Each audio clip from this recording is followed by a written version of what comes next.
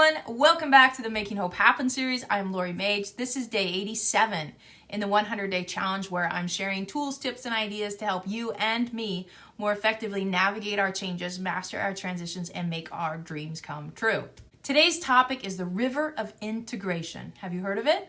Well, the river of integration is a metaphor that was coined by Dr. Daniel Siegel in his great book, Mindsight. Like any good river, the river of integration, it flows between two banks. In this case, we've got a bank that's called chaos, and on the other bank, we've got rigidity. The river of integration, it represents living life as it unfolds, moment to moment to moment. Right? So you're going through the river, it's unfolding moment to moment to moment. You never really know what's going to come up. There might be rapids, there might be big rocks, there might be no water, there might be lots of water. You never know, and that's the same with life. There's uncertainty in this river of life as it flows. And the theory suggests that when we struggle to flow with life and all of its uncertainty, it's because we're stuck in one of the two banks, or we're ping-ponging back and forth between the two. For example, when we find ourselves trying to control everyone and everything around us, we're stuck in the river of rigidity. And when we find ourselves letting life get out of hand, feeling unpredictable and unstable, we're stuck in the bank of chaos. The ideal state, or the healthy, thriving human, as Dr. Siegel would describe them, integrates the two banks. They have this healthy amount of structure along with a healthy amount of spontaneity. When we learn to mindfully integrate the two banks, the outcome is what he calls F.A.C.E.S of flow. And F.A.C.E.S is an acronym that stands for flexible, adaptive, coherent, energized, and stable.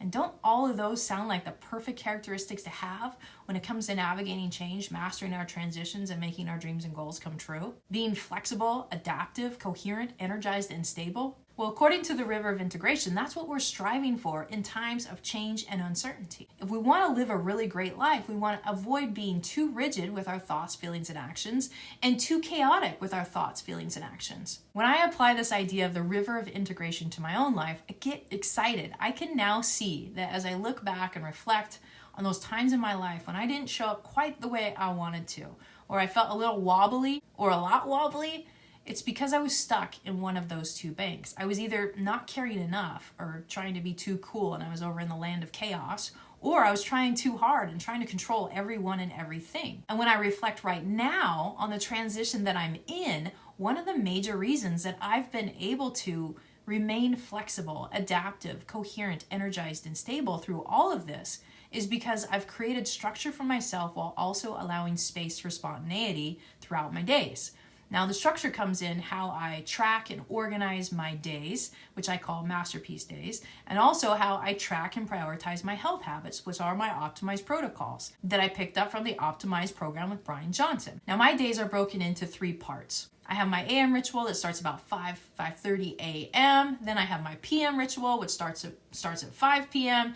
And then in the middle of the day, I have what's called making waves. And this usually starts after I've been creative for the day. When it comes to my structured but flexible health and energy habits, each day I do things like aim to get 7 to 9 hours of sleep at night, meditate for a minimum of 25 minutes a day, walk 10,000 steps a day, and make sure that I eat my last meal at least 2 hours before I go to bed.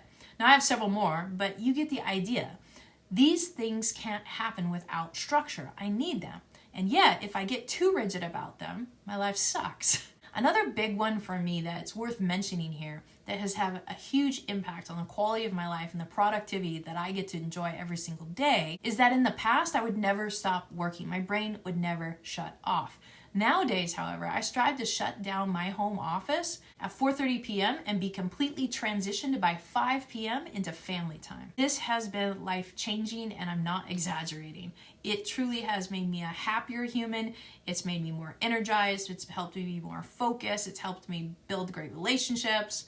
And when I say relationships, I mean the relationship with myself and with my partner. So your turn now. When you think about the changes, the opportunities, the challenges that you're facing right now, how are you doing through the lens of the river of integration? If you're not feeling flexible, adaptive, coherent, energized, and stable, maybe you might be being a little too rigid, or maybe you're allowing for a little too much chaos. Wherever you're at, perfect. What's the one thing you could start doing, stop doing, and keep doing that would help you shift into that river of integration or maintain that river of integration flow that you've already got going on for you. And then get into action. Well, that's it for day 87. We have the river of integration and flowing faces. If you got value today, give me a thumbs up. Leave a comment below with your favorite idea, a big insight, anything that you're going to stop, start, or keep doing to help you get into that river of integration. And if you know someone who would benefit from this video, please share it with them. Until next time, have an awesome night. I'll see you tomorrow.